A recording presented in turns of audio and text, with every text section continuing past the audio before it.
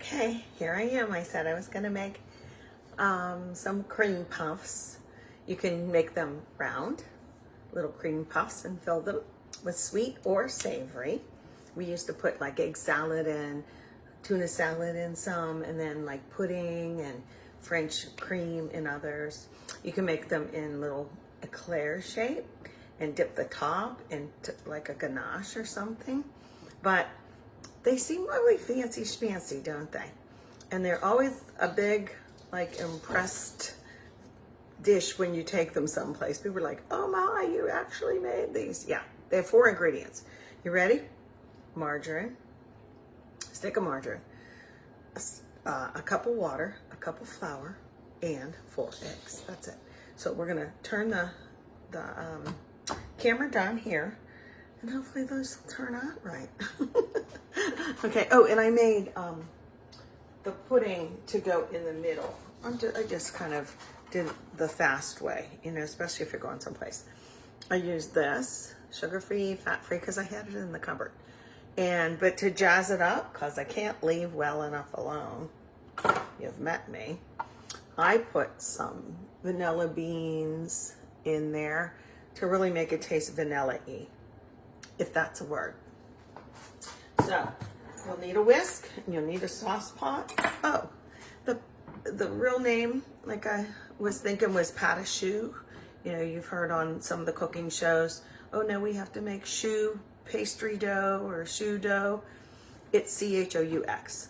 So it's P-A-T-E-A-C-H-O-U-X. And you won't believe why.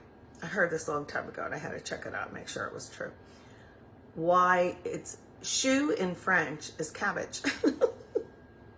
I know, right? Because when you pipe them out, they said they look like little cabbages. They look nothing like little cabbages. So we'll just call them cream puffs. Okay. All right, let's point the camera down here. So let's see if I can just do it like this. Ready? That's what I was hoping. Okay.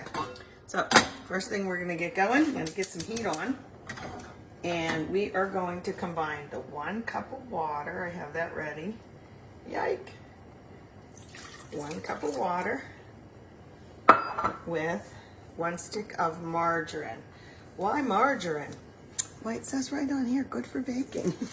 And it is. Use margarine in your cookies if you don't want them to be flat. Just saying. Okay, so these has to boil. And in the meantime, I'm gonna get my flour, because I'm gonna need 1 cup of that. So here's another 1 measuring cup. Can you see? I'm gonna try and point that. And I fluff it a little bit. You know, I fluff the flour a little bit because I don't want to scoop it down in there. It would be too dense. And it won't be a true 1 cup measure. Okay. Now you need kind of muscles for this, I'll be honest with you. And it's interesting that today, of all days, I don't know what I did to my wrist. I'm trying to make it level with that. So I have this ready now, okay? And I'm gonna help this get going too. Don't you talk back to me. It's soft margarine, so it should melt pretty quickly. But my right wrist is hurting today. And when did you know I'm gonna make this and have to stir, stir, stir? Let me move this camera up a little bit, like maybe like that. Then you'll be able to see it stir. Okay. Okay, come on. And notice I have a stainless pot. I'm not going to use one of my Teflon ones unless I use a whisk that won't damage it. And I have those, you know, silicone ones or whatever. Okay, this is almost melted, but I want it to come to a boil. Then I have to put that 1 cup of flour in all at once. My stove is so, like, the BTUs are impressive, man. It's hot right here. So I'm going to turn it down, but, well, I'll turn it up and then get it to a boil and then turn it down. Because even my hand over top this, I should use a mitt. Maybe I should use a mitt. Let me grab a mitt. See if I can do that. Maybe this will help. Okay, looks like we're going to boil here any second. That's just it talking to the sides. Okay. Something is considered boiling if you can stir it and it still bubbles. You know, if you can stir it and it's still going to bubble, which this isn't doing it yet. I guess I should have used not freezing cold water.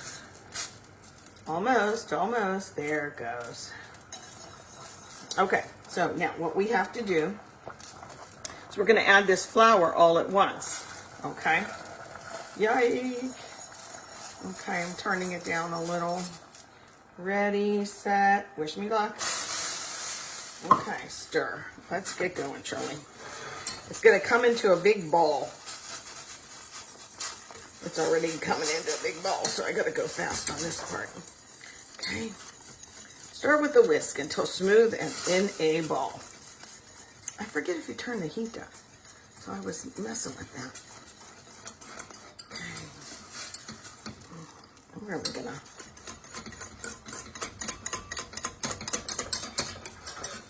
You're cooking the flour taste out at this point, and you're whipping air in. Boy, I did hurt my wrist today, wouldn't you know? But it does come together pretty quick, you know? Stirring, stirring. I'm going to get that off the whisk in case there's some up inside of there. You know how that happens. Get out of there.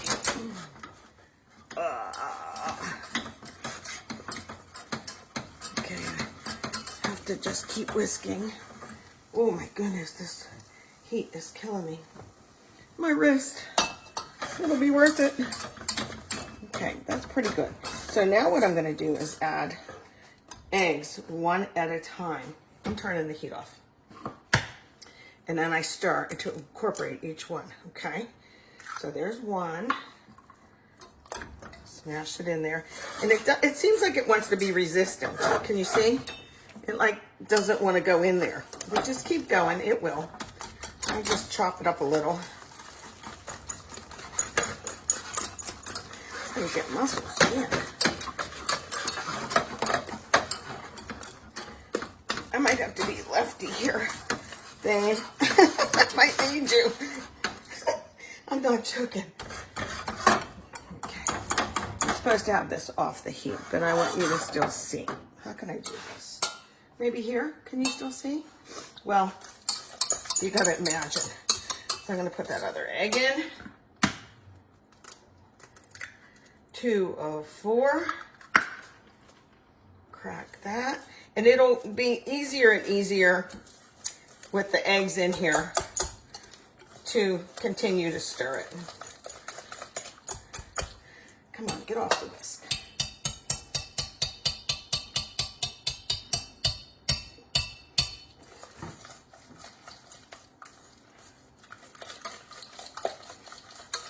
Some people put it in a mixer. I tried that exactly once. I didn't like how it was. Okay. Number 3 egg coming up. Woo! I'm going to take off my sweater because I'm going to be hot here. Okay, that was, you know, like I said, these the 3 and 4 should be a little easier to incorporate. I don't want to put my finger in it. Oops, I'm making a mess.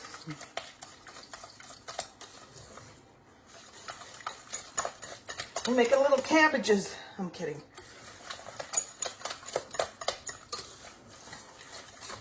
See, you won't want to do this to a Teflon pot, would you? One more egg.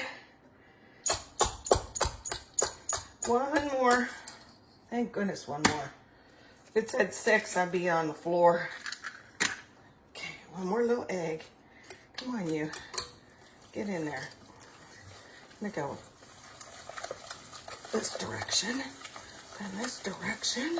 Let me get this out of here. Give me a knife. Why didn't I do this earlier? I do this all the time. Get it out of there. There.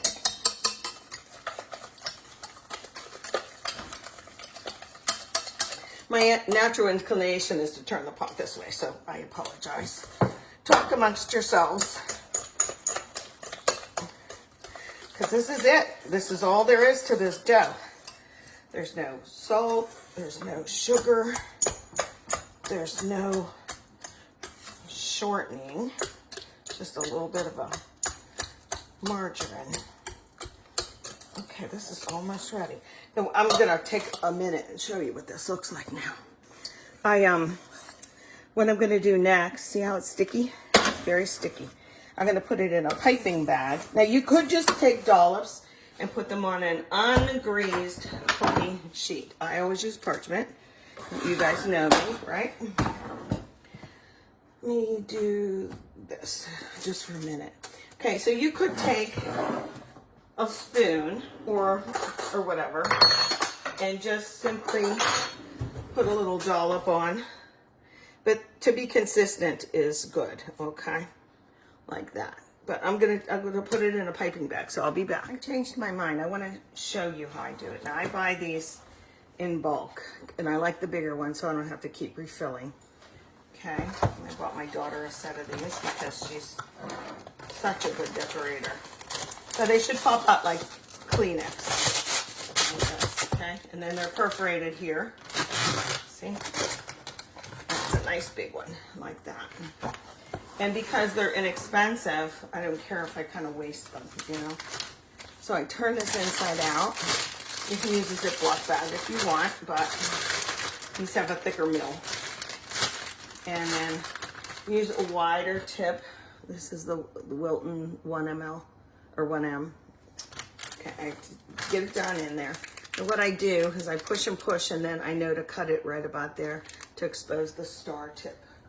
So let me do that. I'll just pull it back a little. Okay, get rid of that. And now it's popping through, see? Okay, some people do this with the glass. I don't really do it like this, but I'm gonna demo it like this. Because this is a thick, messy dough. So let's see if we can get this in here. Okay. I'll just do some of it. Yes, I'm going to use my finger. Can you see me? Yeah, I don't know if you can, like that. Okay. And you want it to go all the way to the bottom of the bag. See how it's sticky? It's a sticky dough, but it's delicious. I might have some leftover chocolate for the top to dip in these. I'm not sure if I do. I freeze stuff. So, okay. I'll get this going, and then I'm going to pipe them out. Maybe I'll pipe some so you can see right now, okay? Let's do that. I always shake the bag like this. Shake, shake, shake. Shake your booty, shake your pastry bag. Okay, and then I push it to get it started. Kind of looking, are there any messy bubbles that we don't want? Now, like I said, you can make them into little, and I twist, twist, twist, and hold like that. This is warm still. Okay, so if you wanted, you could make like a long one. You can make it that way or even double, and it will puff up. I take a wet finger and tamp that little piece down, but I think I just want to make them into pate choux, little cabbages. They could be round like this or not. They won't blow up too much, you know. So we'll get this going. I get to eat that one. And then you fill them. They're a little damp inside. My sister, Donna, used to make these all the time. So pretty. And what she would do is she would cut them open in half. My sister Beverly did that too. But I'm the lazy one, apparently, because I don't cut them open. They're moist inside, and you take out the little moisture. You know what I do? I shove a thing in the middle after they're baked, and I just fill them, and it's just easier. So 400 degrees oven, and they're not perfect. I hear my oven almost coming to temperature. I'll put those in. I'd say they bake about 25, 30 minutes, depending on the size. Okay, and they'll look brown and dry. They'll look dry, okay? So, let's get this going. I'll be back. Here they are, really hot, hot, hot out of the oven. You want them to be brown. but dry. You could, when I was checking them, they're really hot. I could hear like a little sizzle. So I knew that they weren't ready yet, okay? And then they'll soften up a little bit. This is the one that I just did with a spoon. And the one in the back there is the one that looks supposed like an eclair. Not really, but see, and like I said, you know, they're nice for like a little baby shower or something where you fill them yourself. So we're gonna go fill them as soon as they cool down. And why did I make these in the evening? Because they're better when you make them and serve them the same day. What time is it? I don't know. It's 8:30, almost going on 9. Where are my neighbors? Jamie, where are you? While they're waiting to cool, I'm going to show you how I load this without using the glass. See where my thumb is? I want you to watch that. So here's the pudding with the extra vanilla beans. I try and put it down there as much as I can. And then where the spoon is, see where the spoon is? I almost take it and scrape it off like that instead of dropping it down in. So, I don't know, for what it's worth, that's how I do it. These little buggers are hot right now, but they will cool down. Okay, and then we'll get them loaded up. I'm not going to make any savory ones, you know, tuna salad, egg salad, that kind of thing. Just going to make them all with a little pudding. And then once I get that in there, go like this. Shake. There it goes down. All the way down. Actually, until it starts coming out. You guys probably know this. I have a little tip on here. I have every size tip in the world. I've been doing this over 40 years. Making cakes and never took a class. I just like cake. And then I go like this. And I start to twist it. And every time I use it, I twist it again. These are softening up. They're not like rock hard. Because that's what you want them. They smell good too. I'm just gonna do one, even though it's hot, it probably won't work. I shove it in the side like that. It's so soft. And then I give it a squeeze. You can almost feel this ballooning up. And then I pull back a little bit. And there it is. It's heavy now. It's heavy. I gotta make sure I remember I did him already. I'll do another one. They're still kind of too warm to do this. And there's other piping tips that are like really skinny. Look at this one. I have them even bigger than that. Look at, wow, I blow it up. Okay, so here's another one. I'll shove it in and then squeeze like you're doing a lady lock. With lady locks, I do one side and then I do the other side to just make sure, you know, you don't get a hollow. And that one felt a little hollow. Now, I'm just doing two because they're so hot, the pudding's probably gonna melt. But I did, I'm so excited, guys, because I found that little bit of extra chocolate that can go on top. Maybe I'll just drizzle it. It looks pretty like that, okay? So I'll turn this off. Hurry up and cool. There we go. Waste not, want not. I had to take a bite. See the pudding in the middle? Went all the way through. I should have mentioned this. You can take the top off. See how light and spongy? If you didn't bake them long enough, like this is what I mean. My sister sometimes would take that out. But these are done. These are finished cooking. They're fine. But if you want to load them up with something savory, you can open them up, put the filling in, then put your top back on. Like that, okay? And nobody's the wiser. But you can't pipe in tuna salad to that. You know what I mean? So there's that. Okay, let's finish up here. They cool down really fast. I mean, they're pretty much egg. They're like almost like souffle kind. Now they're a little heavier because I stuffed them. And where's my little spoon? There it is. Okay, I'm gonna get this out of the way. And, you know, it's always nice to serve on a pretty dish, right? Look at my pretty dish. I'm gonna move these so you can see. Look at that. But because these don't keep well out in the air or whatever, what I'm gonna do is I will put them in a Tupperware type container with a lid, you know, with an airy lid. Airtight lid. You know what I meant. Come on now, you know what I meant. So you can drizzle with this chocolate. Let's do a couple like that. Wait till it gets to the stream you want, and then just go back and forth. I wait. Yeah, that's good. And then you gotta wait till that cools, okay? You can go in swirls if you want. You can go back and forth. It's really good with the chocolate on it too. Or, watch, you take this one, right? I don't dunk it down in a thing. I take a spoon. It's probably isn't a big enough spoon. And I go like this, okay?